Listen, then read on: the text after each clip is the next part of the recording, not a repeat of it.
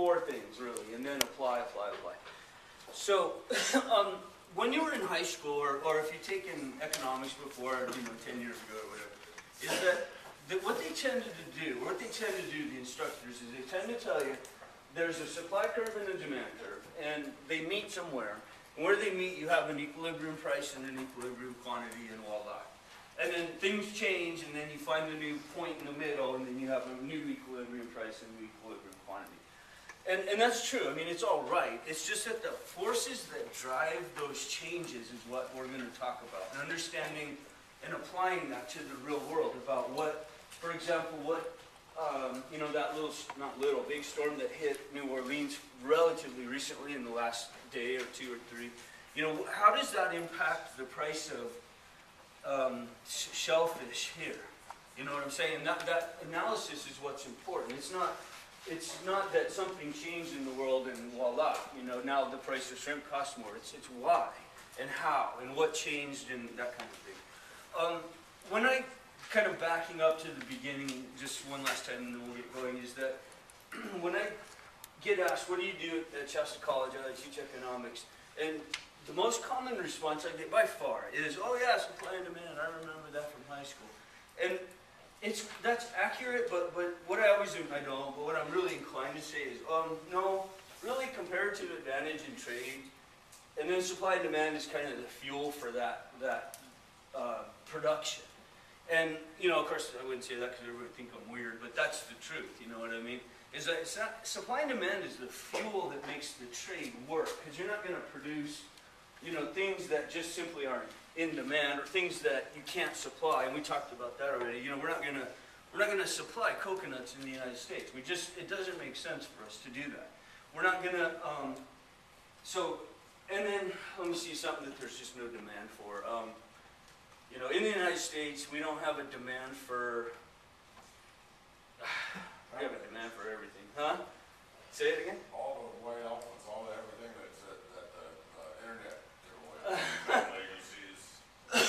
Yeah, travel agencies, those, there are some good travel agencies out there, so I don't want to bag on them, but yeah, maybe that's a good example, is that there is no demand anymore. I think that's actually a good example, Rick, is, the demand for travel agencies was greatly diminished when the internet came along. And the role, I have to say this though, and not that I have any interest in it, is that if you're planning a vacation, by gosh, you're way better off if you use a travel agency, because they know the nuances, and they understand the flight versus the cab versus the hotel, and you get on to, what is it that Will Shatner sells? Travelocity. You get onto there and it's like you're on your own, and it's pretty intimidating, because all of a sudden I have a flight here, but I'm not sure if my corresponding flight is going to be at the, what I mean? Travel agents take care of that. So there is still a niche for them. But you're right, their demand has been greatly diminished due to the internet. Okay.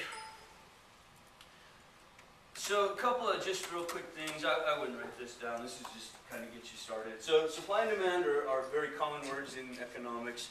And of course it's, how I look at it is the fuel that drives the comparative advantage in trade. That's the way I see it. And it's not what economics is. I think most people, like I mentioned earlier, they say, oh yeah, supply and demand, that's kind of the essence of economics. And I don't think it is, but it's not that it's unimportant, it's just the next layer up. So modern economics, supply and demand and equilibrium, how we achieve that, why we achieve that, and then application. Market, a group of buyers and sellers in a market that make things go. So a market is the group of buyers and sellers that have the supply and demand on a particular good. And so it's pretty pragmatic, it's pretty logical, is that anything, there's a supply for Monster, or a demand for Monster drinks. In this classroom it's 2 presently, maybe more, I don't know, maybe more than 2. And 3, it's going up. So and then the Monster company, this is Rockstar technically, but Rockstar, whoever, they supply the drinks that they probably, in a perfect world, they would supply for this class maybe 4 drinks. And the reason 4 is the number for them is, if you supply 3, what is the unknown variable there? think about, and here's another kind of interesting question. And I know you have, you know the newspapers where you pay the quarter or the dollar or whatever, you open it up and you pull out the right the newspaper? You know what I'm talking about? Just a machine. At the end of the day, how many newspapers should be left in that machine? Zero? One. Because if you have zero, you don't know how many people came and said, oh gosh, there's no papers, I would have bought one. If there's one left, then you know that everybody who wanted a paper bought one, right? And then you know that one left is the right number, because then you can measure the demand. And then of course that doesn't take into account, you know, people who open up, take out 5 papers, or, you know, take out 10 papers and take it to their store to sell. Different story. Okay, the term supply and demand behavior of people. This is kind of a normative versus positive look at supply and demand. This is really elementary stuff, but I would note it. It's on the exam, and it's piece of a much bigger issue, much bigger question. So the sellers determine the supply, and the buyers determine the demand, of course. And again, that's sort of elementary stuff, but it plays a role as you go. Okay, now we're going to talk about, there's 4 kinds of markets, and we're going to talk about the 4 types and where different firms fit into the market structure and why. And then that'll sort of that'll lead us into the supply and demand conversation. The first slide here is about competitive markets, and what I would do what is best for you, of course, but what I would do is, when you get to competitive markets, the next slide, just don't write anything down. Let me talk about it for a minute, and then we'll go to the following slide, and that's where the definition is. So if that'll save you a little bit of writing. Okay, so competitive markets, and again, write it if you want, but the next slide defines it better.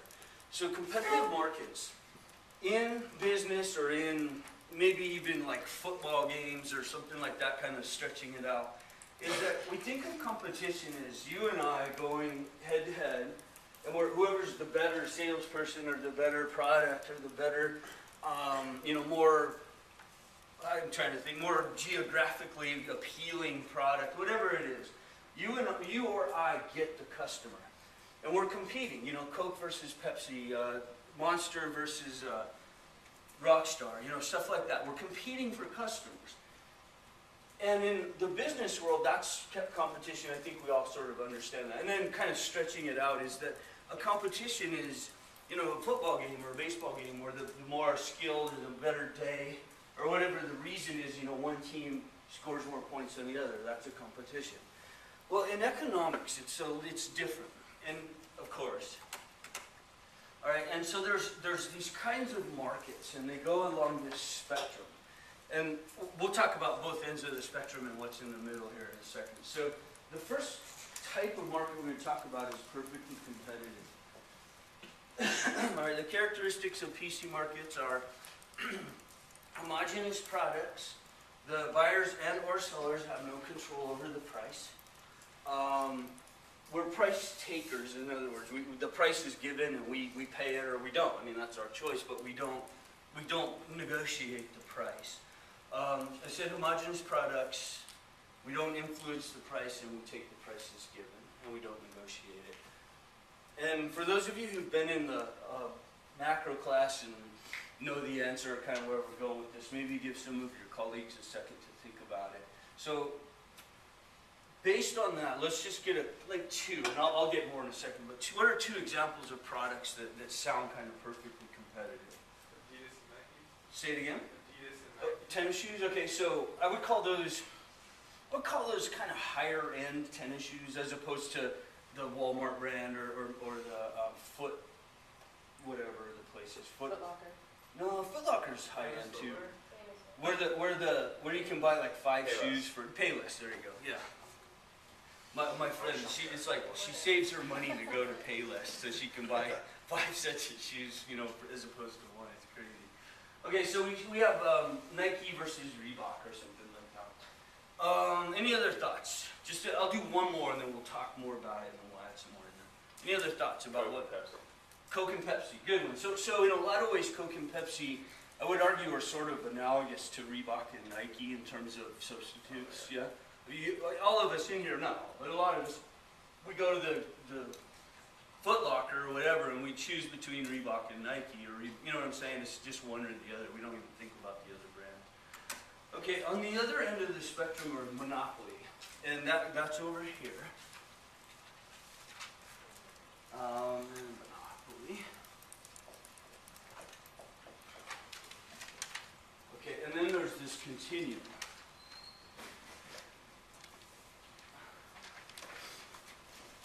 Okay, there are markets that lie in between, and this is a monopolistically competitive. We haven't defined it. The next slide will talk about it, but just so you kind of know where it's in.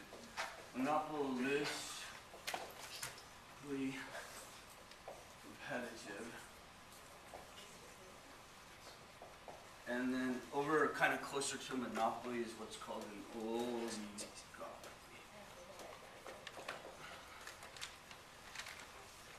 Okay, so back to the perfect competition, and then monopolistically competitive.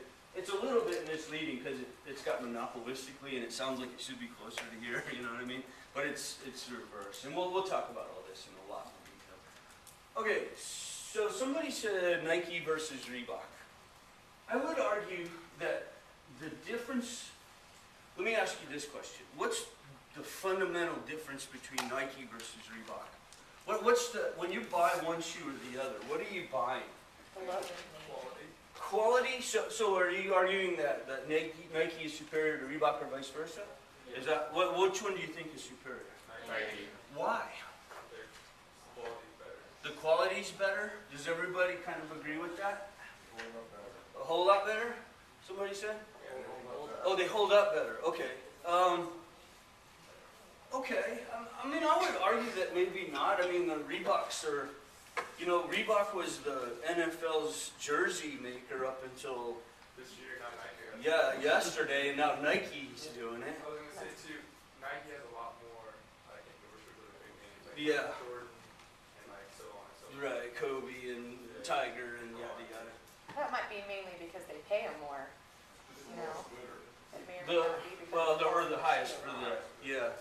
Okay, so we would argue, so we're arguing in this right now that Nike is a superior product to Reebok. I mean, you may be right, and I don't want to take that away, but I would argue that maybe, you know, in a lot of cases, what we're doing is we're standing there, and there's a Nike tennis shoe and a Reebok tennis shoe, and mostly what's driving our decision is price. You know, that we look at it, and they're basically the same shoe. They're the same. They're the same credibility in tennis shoe in a lot of ways. You know, you're as cool in a Nike as you are in a Reebok, arguably. I'm really like, nope, not so. But okay, so there. What drives the difference between the two is maybe the price, maybe the advertising.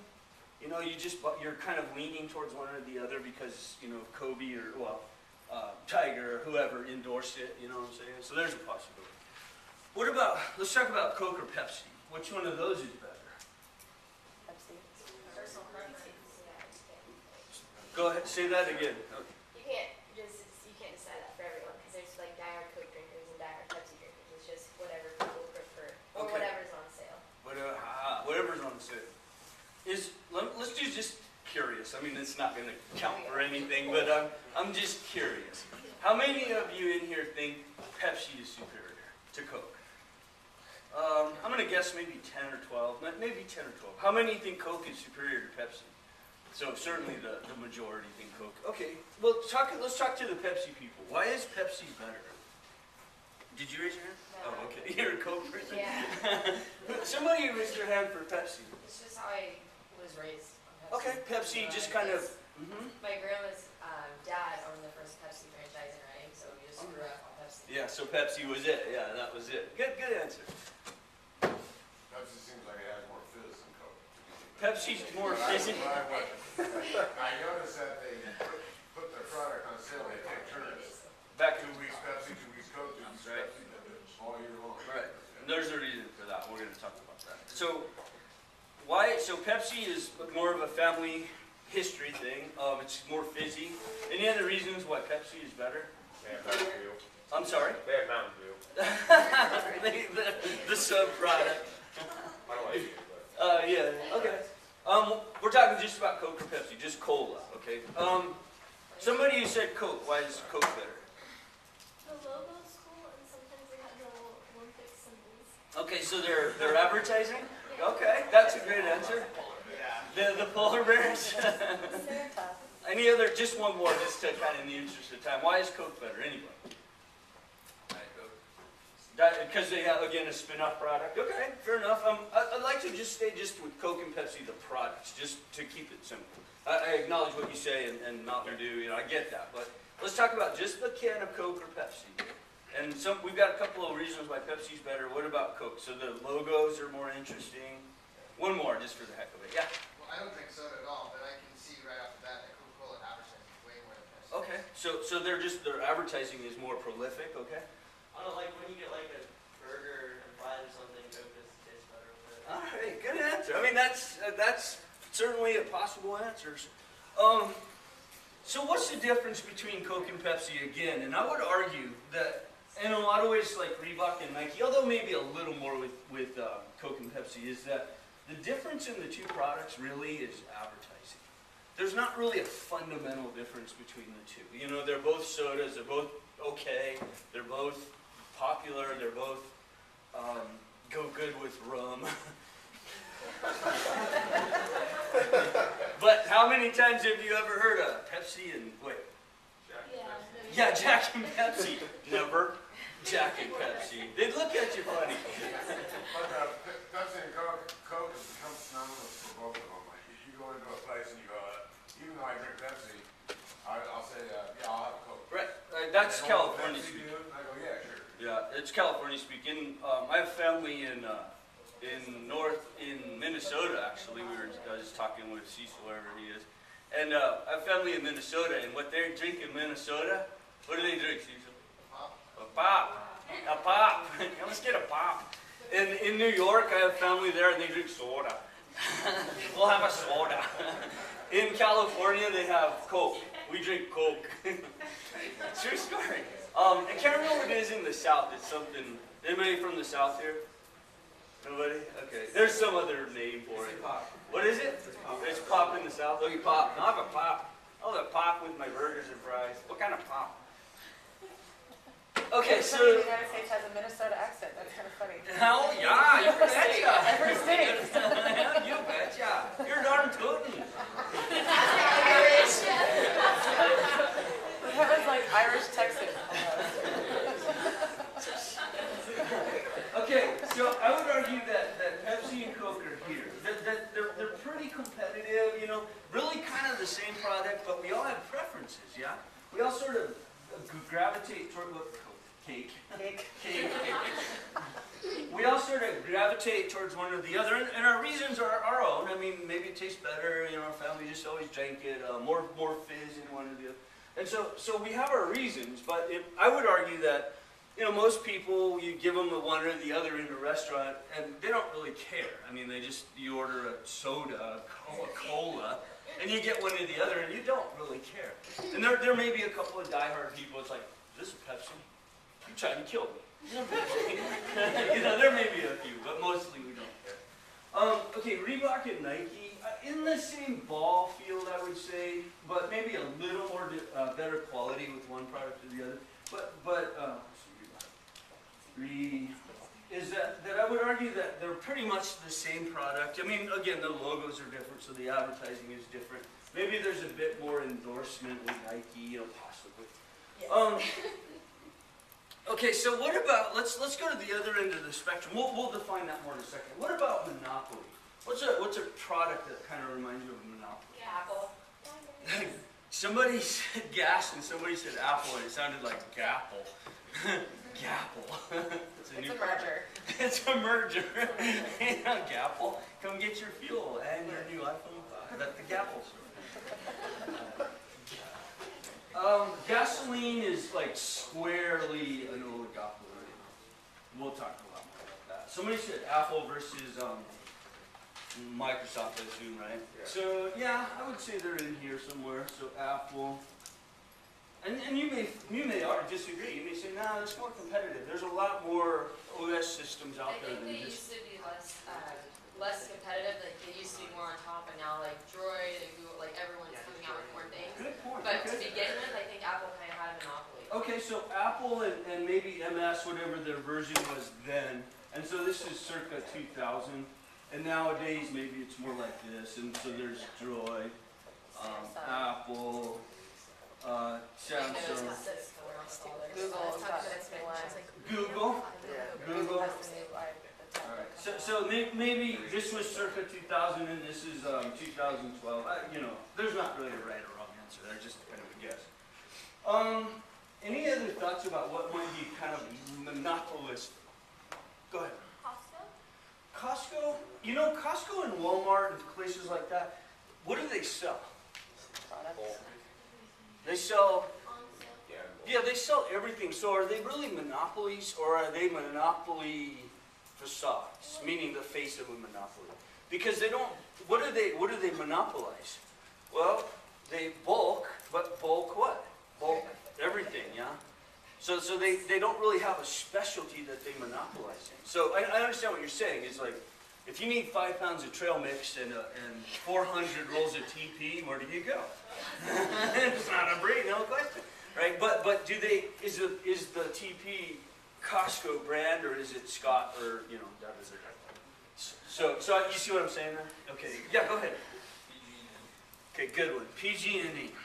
Let's talk about PG&E. And I would say we've got REU here too, so let's go with just a little bit off. REU gets their power from PG&E. Okay, so we're back to here. Okay, PG&E. Why is PG&E a monopoly? The only one there. It's the only one there. And if you want electricity, you have to go through that. If you want electricity, you have to go through PG&E. And they put their price where they want because there's nobody Yeah, competing with them. which they arguably do. Like, holy cow, I can't believe I just paid them. Rick. Yeah, they're only a monopoly here where there's no other choice. Okay, right, kind of what your colleague just said, and I agree. But isn't it true that if I wanted to, I mean, I don't see any reason, there's lots of stores in town, if I wanted to generate my own electricity, that I could go buy a few solar panels. I know that's a huge capital cost, but I'll buy 3 or 4 solar panels, I'll buy a wind turbine, stick it all in my backyard and some deep cycle batteries, and you know, I can generate my own power, right? You just don't need gas though? No, because I have solar panels. Gas. Gas Like natural propane, gas. Like natural gas. I'm gonna convert it all to electric. Ha! Okay. Ha ha! I have electric everything. So I have a bunch of deep cycle batteries. I have a couple of wind turbines. I have a bunch of solar panels. I'm self-sufficient. So do I need PG&E anymore? Nope. Does PG&E do water? Don't know. They might. I don't really know. City of Redding's water. Okay, City of Reading. And I have, like, mine is Bella Vista water. So. Okay, so I'm generating enough electricity to support myself. I even have excess. I'm so generative. What do I do with the excess? To whom? Damn it. They get stronger. They get stronger. Well, I'm going to take them out. I refuse. PG&E is the electrical bad guy.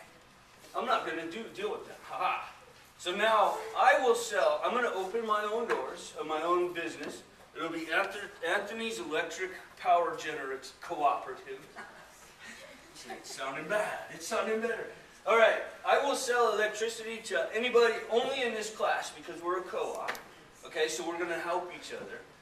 You guys, I will, whatever PG&E's price is, I will sell it for, let's say that they're $3 per kilowatt hour, I have no clue. And I'm going to sell it for $2.50. And just to us. Is that business going to be successful? For a little while. Well, I think it could be, right? Because I have the generation, I have the storage, I have everything. So you guys, all you have to do, I'll sell it for $2.50. All you have to do every Sunday morning is get in your car, drive out to Palisadro, exchange your deep cycle battery for one that's charged up, and drive home. Aha! What's the problem now? I have to pay for gas to get there. Right, because it takes a half hour to get there and a half hour to get home. I have to invest in a deep cycle battery, which is not cheap. I mean, they're $100 a pop. I have to spend 2 hour, or half hour, an hour on my Sunday morning when I should be at home relaxing. I have to spend that half an hour driving out to your house, right? So what is it the advantage that PG&E has that I can't match? One is They're convenient because they have what? infrastructure. Infrastructure. They have a delivery system. It's already there. I can't, if I wanted to compete with them in the real world, I would have to build a new power grid.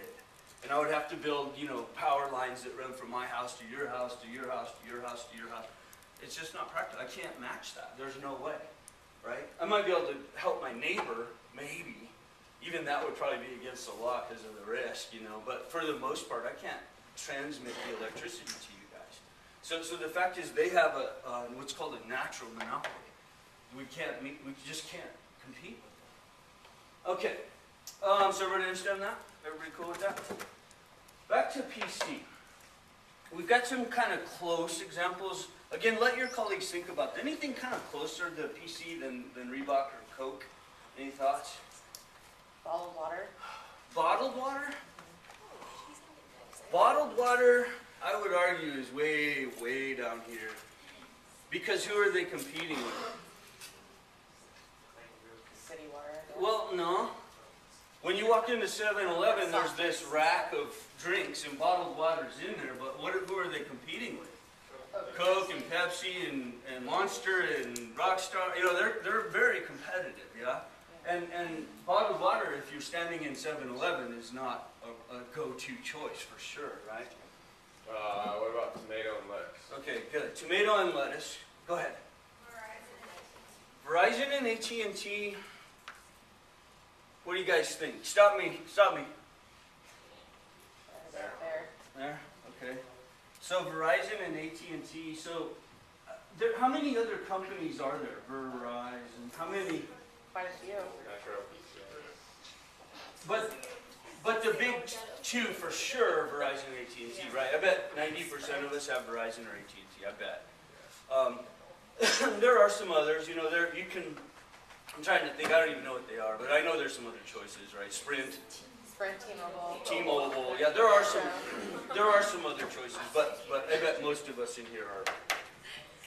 Go ahead. All foodstuffs sold on the stock market. Food stuff sold on the. Okay, we're kind of going to go there in just 1 second. Who was it that said? What'd you say? Tomato and lettuce. Okay, tomato and lettuce. Those are quintessential tomato, and these are quintessential PC products. And let me tell you why. And look at the definition. We're not talking about organic tomatoes, the ones that you buy in Holiday that are big monster tomatoes with the sticker and organic and the vine still attached and all that. We're not talking about that. We're talking about tomatoes that, when you're driving to Sacramento and you see those big trucks that have the tomatoes in them that are like Roma tomatoes, and those trucks going up the highway, and what are they off to do? What are those tomatoes going to do? Yeah, they're generally off to make ketchup and ragu and tomato sauce and tomato paste and stuff like that. They're not really. There's no need to discriminate between one tomato and the other. They're all the same. Also, let's say that you guys are my neighbor. All right, so we're both growing tomatoes, and I have this 5 acres, you have that 5 acres, and we're growing tomatoes. What's the difference between our tomatoes? None. I mean, they're probably the same strain because we know they grow well in the heat and whatever the reason is we picked them. And they're also the kind that Ragu and Hunt's and Heinz demands. So that we're supplying something that's demanded. What about the price? And this is back to what Rick said. If the price of a bushel of tomatoes, let me rephrase this, it'll just make it easier. So those trucks have 80,000 pounds of tomatoes. The price of a pound of tomatoes is $1. So it's $1 a pound. I don't know if that's true, but just pretend. So I have a truck with 80,000 pounds of tomatoes. The going price on the market is $1 per pound. So I have an $80,000 truck there. I pull up to the processing plant, and you're right behind me. Okay, your truck is right behind mine with 80,000 pounds of the identical tomatoes. I pull up, the person comes out, weighs it, and says, okay, 80,000, and that's $1 a pound. And I say, stop. I'm going to charge you $1.25 a pound. Gonna give you the finger and let the next person come. What, yeah, way ahead of me. So what does the processor say? I want $1.25. What are they gonna tell me? They laugh at you. Next. We don't care. We don't want your tomatoes because, you know, Sarah's truck right behind you. And you move on. Now what happens to you with your 80,000 pounds of tomatoes that you didn't just sell? They rot. The clock starts ticking, right? And so in 3 or 4 days, what do I have? Yeah, unplanned tomato sauce, let's call it that, right? And I've sold nothing, and I have a truckload full of tomatoes that are beginning to rot, right? So do I have a choice? No. Just an anecdote, kind of a rabbit hole here I want to tell you guys, just so you kind of know, for those of you thinking about becoming a truck driver, I know all of you are thinking about it, is that, did you know what they do with truck drivers from produce from California? It's scary. I mean, no wonder there's all these regulations. Is that they'll load up a truck with, let's say, lettuce or something, and it goes to New York City, and the truckers, the drivers, actually have to buy it. And there's a guaranteed sale on the other end at some supermarket in New York City, and they pay $80,000 for this truckload full of lettuce. And they have, I don't know the number, but they have like 6 days. When they get it to Safeway in New York, it's a guaranteed sale, you know what I mean? They promise they'll sell it, you'll get reimbursed for your fuel and yada, yada, yada. But if you miss that 6-day cutoff by 1 minute, they don't buy it. How scary is that? Now you see why truckers are so hell-bent on driving no matter what, you know? It is scary, it's dangerous, you know? Because they have to get there or else they're out of business, you know, independent trucker. Anyway, just a little note, yeah? Well, as far as the seller goes, it seems like tomato lettuce, but you can grow tomato lettuce, and you can go to farmer's market to tomato lettuce. Right. You can't do that with wheat. I mean, you can't really do that with wheat. You can't get enough wheat to. My neighbor grows wheat. Steal it. What about the farmer's market? Are those prices higher or lower than, Right? why? Because it's smaller entities and they don't have as much supply. Right, okay, good. And then what else do they tout as being their product? Organic. Organic, which is really important, right? Not really, but at least in our minds it is right now. So they start to move into this thing where, ooh, it's organic. And so we're willing to pay more for that organic label, the advertising, right? Usually it I'm takes not more work to criticizing, make but I've read in the paper that organic is, you know, if you buy an avocado, the organic is really lost because the peel is where all the chemicals would be anyway. You peel that off. I mean, not to say you shouldn't wash it, but the fact is that, you know, I'm not criticizing organic growers. I'm just saying that organic for a lot of, and many intents and purposes, is lost in the fact that you peel an orange anyway. Say it again? There's different types of organics. Yeah, oh sure. And somebody said there's different types of organics. And I think there's, I mean, as much as I say that, there's probably, you know, as many people in the classroom that'll say, well, no, you don't know what you're talking about, which I'll be the first to admit. I'll be the first to admit that. But I've just read in the paper that organics aren't as important as the advertising or the hype has had us believe in the last couple of years. But I don't know. So organic farmers markets, they sell it at a higher price because their input costs are higher. They have to pay, you know, probably, it's not an industrial strength production system like maybe it is for those organic, I beg your pardon, for those spaghetti sauce tomatoes, that kind of thing, right? Let's talk about now the price again. I'm driving up with my 80,000 pounds of tomatoes. I pull into the processor. I say, I will sell you these tomatoes for 75 cents a pound. Aha. Come on. What does the processor tell me? Yeah. What do What's they- wrong with them? Hey, what's wrong with? No, they say 2 words to me. What are they? You fool! Right? Gladly we'll take them for 75 cents a pound, but you could have made $1. You're an idiot. Because what are you trying to undercut, Sarah? We're going to buy all of your tomatoes anyway, and we'll buy all of hers too. We don't care. If you want to sell them for 75 cents a pound, you're an idiot. Because you could have made $1, right? Because the market is telling us what the price is. And then I'll kind of skip the market, how the market determines the price. Let me kind of skip over that for now. It's not unimportant. It's just kind of a longer story. Okay, so the best example of PC commodities is generally agricultural. agricultural stuff and things, and again, not about farmers markets and not about organic and not about, things where there's really an advantage to buying some product that's not mass produced, you know what I'm saying? So there is that, but we're talking about tomatoes that get made into spaghetti sauce and tomato paste. And we're talking about lettuce that gets shipped to New York City, that becomes a salad or whatever. Okay, so let me kind of give you one more example of this just to bring it home. And I'll show you how the same product can hit different markets. All right, and I don't, I'm not making any judgments here. I just want to show you. What's a kind of car that is, and then don't worry about, I'm not criticizing, I'm just asking. What's a kind of car, let's say a low-end Toyota. What's a low-end economy type Toyota car? Yaris. What is it? Yaris. I thought those were They're hybrid. fairly cheap. No, they're the lowest end of Toyota. Okay, what is it called? A Yaris. Yaris? Is Yeah, that right? Yep. Okay, so what's the Honda equivalent of a Yaris? Can't really compare it. So maybe the Yaris is actually Like a Civic from like 1984. Honda Fit. Fit? Fit. What's a Ford or a Chevy equivalent? Focus. What's a Yugoslavian equivalent? What's another equivalent to this kind of car? A Veo. Just Chevy what is Veo. it? Veo? A Veo. A Veo? A Veo Fiesta?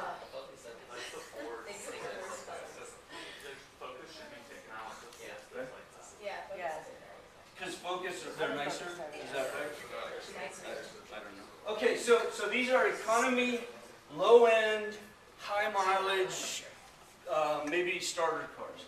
All right, so let's get into down in this area here. What's a car? Let's talk about maybe. I don't want to go all the way to like mom cars just yet. I want to go to maybe like your second car. Maybe it's good on gas. It's a practical car, but it's a little bigger for your clients. Whatever. Corolla Okay, Corolla. or an Accord. Corolla. I don't know if that's spelled right. Just one R. What did you say? I would say a Camry. An Accord. A Accord, a Camry. Corolla and Camry are the same company. Okay, so Camry and Corolla are the same. I think it was the Civic over So If you're going with Corollas, I would say. Civic. If you're going with Corolla, I would say Civic. If you're going with Accord, I would say Camry. well, let's just put them all together. So we'll say Camry. And then what's the other one? Civic. Civic. Okay. What's an American Ford or Chevy equivalent? Malibu. Malibu. What else? Ford or Chevy? That's Chevy. Focus. Focus. Okay. What else? Focus. Focus. That's a Ford Focus. Yeah, I'm from New York. You betcha. What else? What else? Altima? Okay. You guys, it's your class. Altima? Forte. What is this? Kia? Kia Forte. Forte. Okay, now we're moving down into mom cars. Your mom, your dad, your Taurus. so the Taurus is like gonna get that Taurus. Ooh. Taurus. What else?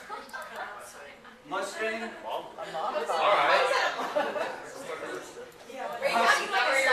There's some protest about that. Okay, go ahead. What else? Taurus. And we're talking about like I hate to say mom cars because my mom, well, she drives a Lambo. Yeah. Sedona. Is that where your Windstar goes? Yeah, your Windstar. There you go. Suburban?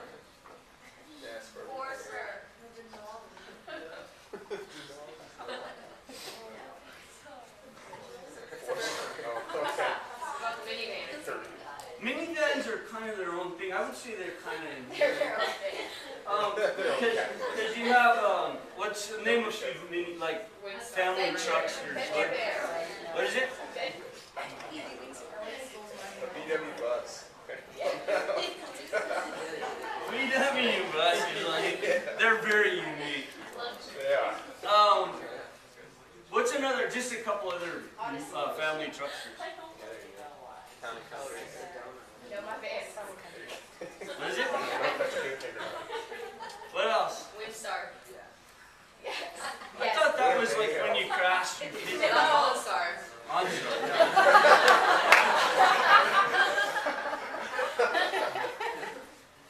Okay, up here, kind of mom cars again. Impreza. An Explorer? I'm not sure if that's.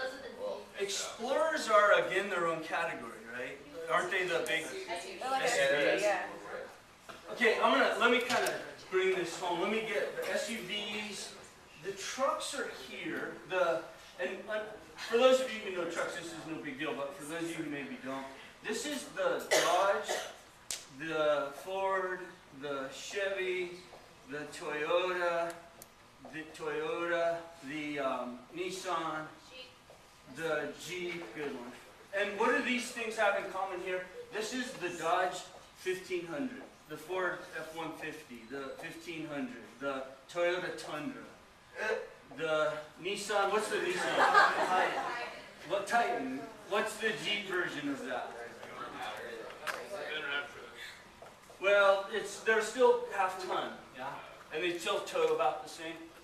So here's the 1500s, but then down in this area are the Pickups. yeah, these are the American-made 2500s, and Toyota and Nissan they don't compete with those because they don't have the same American steel yada yada whatever the reason. So we have Dodge, Ford, and Chevy.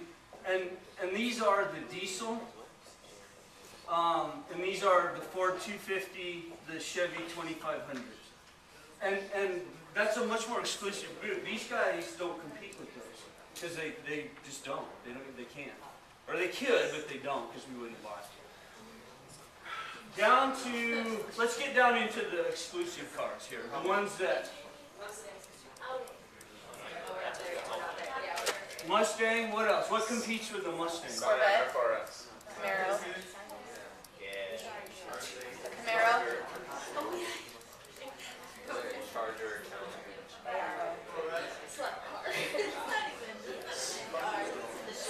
A couple more, two more. Charger. You guys are interesting. You're picking the V2s of all these 60s cars. You guys picked all of them. Camaro, Charger, Mustang, V2 of all the old 70s cars. Mercedes, huge categories. They have lots of different kinds of cars. Yeah, we'll talk. Well, what's a Mercedes that competes with this? Maybe the SLT 500s, which are actually probably more hot rods than yeah, so we'll take that out. Okay, so now we're going to get down into the elitist cars. What are some of these? So we have Lambo, Porsche, what else? Ferrari. What is it? What is it? I heard a couple of answers, but okay, Aston Martin. I heard Lotus, I think. Definitely name the Mercedes.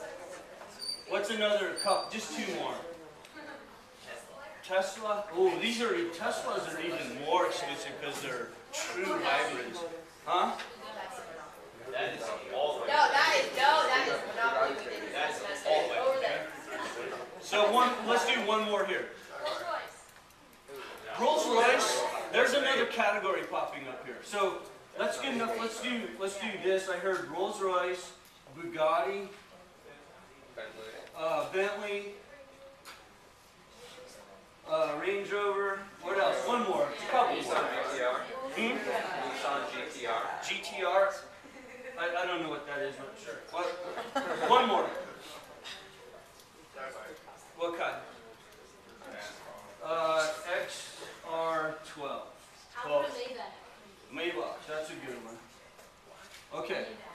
Hummer be up in the upper category? No, the original 100.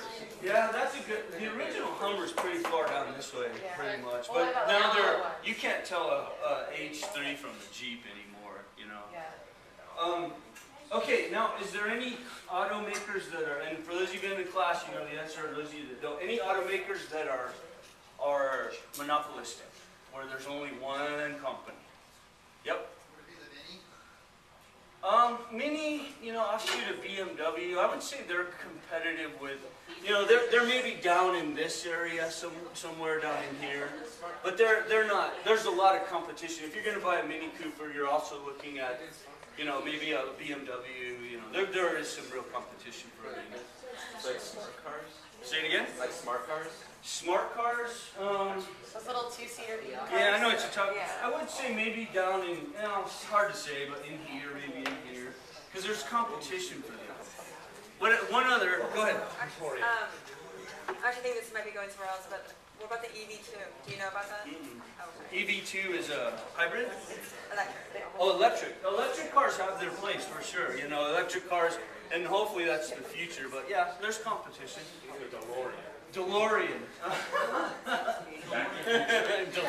Come on now. It's only one time. I'm kidding. Lunar car. Now you're getting warm. Okay, the lunar car.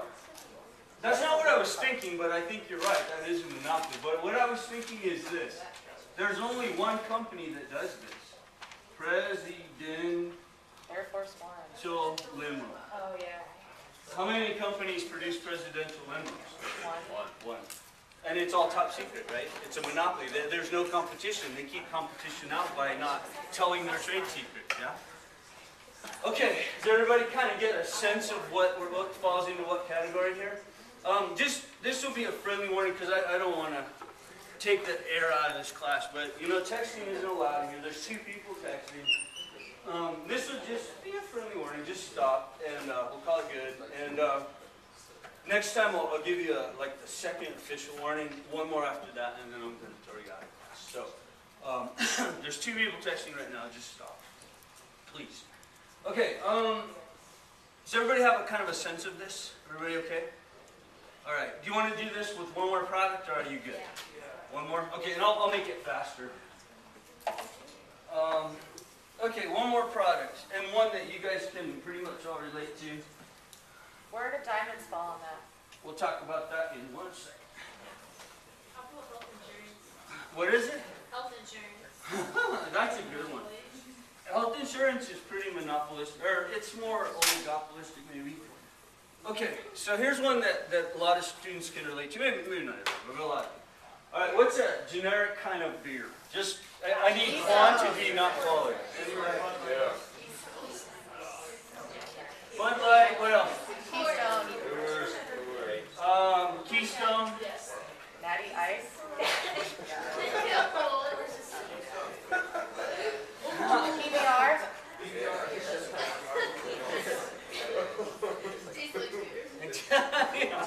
It's all about quantity, not quality here. Okay, now let's move down the spectrum where quality starts to become an issue. What's an example? Okay, that's a good one. Sierra. Lost Coast. What is it? Blue Moon, Lost Coast. Coast. You know, I would almost say, just to keep it more realistic, I would almost say that these kinds of beers, these micro-brewish type beers, they're actually further down here. I'm talking more about... Those are like mass-produced microbrews. Heineken. Right. And I would say that these are more exclusive than say, somebody here said Heineken. What is it? Corona. What is it? I would say that's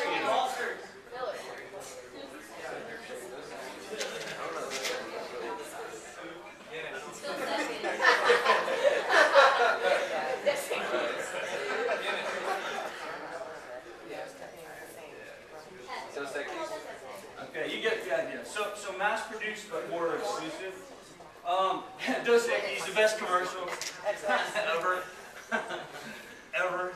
What's that guy? He's like... The most interesting man. Yeah, I love that. I love that guy because he's like, you know, I don't know, I was on the electric chair and they stopped to ask me what I wanted. You know, it's like, this guy's awesome. Okay, now we're talking smaller microbrews, Sierra Nevada, Blue Moon. Shasta, Top, Lost Coast. Maybe just one more. I mean, there's so many. Huh? I'm sorry. Sam Adams. Sam Adams here. Blue Moon. One more. Blue Moon. Okay. Blue Moon. All right. Now we're down into oligopolies. Now we're into not elitist beers, but exclusive. Not necessarily beers either. Just kind of keep it open. What's an example here? Huh? Stella? Stella. Yeah.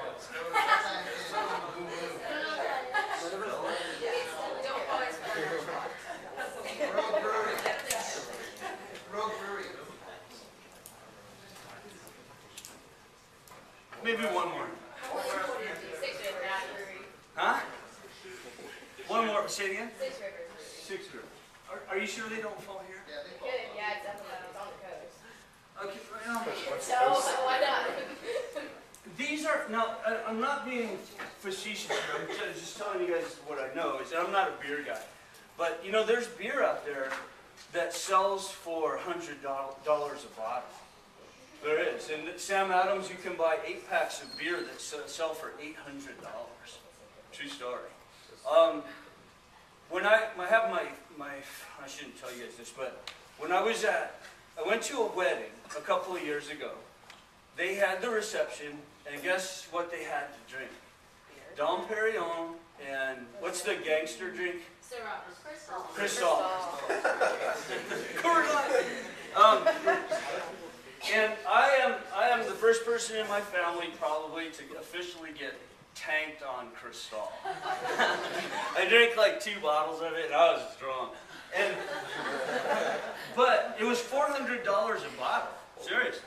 And they were like, just sip it. And it's like, I don't understand why. It doesn't taste any different to me than, you know what I mean? It's sort of the same as Cook's. I mean, not exactly, but to me it was. I was like, I'm going to get it.